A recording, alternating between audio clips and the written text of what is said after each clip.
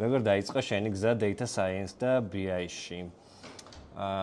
როდესაც მათემატიკური ბექგრაუნდის ადამიანი data-სთან მოხვდება, იქ იწყება data science-ი. არიციან შენი პროფესიის შესახებ ადამიანებმა.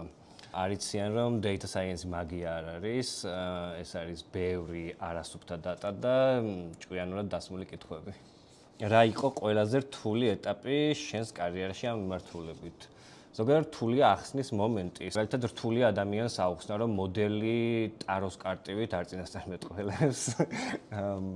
მას ჭირდება შესაბამისი მონაცემები. შესაბამისი ბექგრაუნდის არ მქონე ადამიანს აუხსნა რომ თუნდაც ხელოვნური ინტელექტი არ არის. რას ნიშნავს რეალურად head of data science and BI-ს როლი?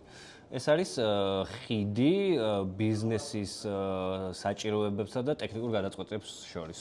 შენი დროის რა პროცენტი მიდის სტრატეგიაზე და რა ოპერაციებზე? 40 სტრატეგია, ოპერაცია 60. რა განსხვავება data science-სა და BI-ს შორის პრაქტიკაში?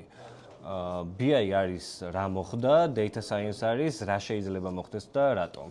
ყველაზე დიდი მითი data science-ის შესახებ. რომ შეიძლება ერთი უნივერსალური მოდელი გავაკეთოთ, რომელიც ყველა კითხვაზე პასუხს გავცემს. რას ეძებ პირველ რიგში კანდიდატში? და გააჩნდეს ინტერესი და უნდა იყოს დაკვირვებული. რომელი ტექნოლოგია ან ტენდენცია ცვლის დღეს data სფეროს ყველაზე მეტად?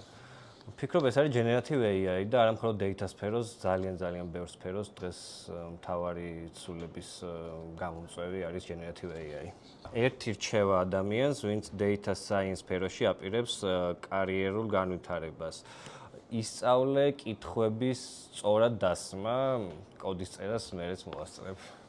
ერთი წინადადებით, რატომ არის data დღეს ბიზნესისთვის კრიტიკულად მნიშვნელოვანი? იმიტომ რომ ინტუიცია ძალიან კარგია, მაგრამ პრაქტიკა აჩვენებს, რომ data driven decision making არის საუკეთესო გამოსავალი.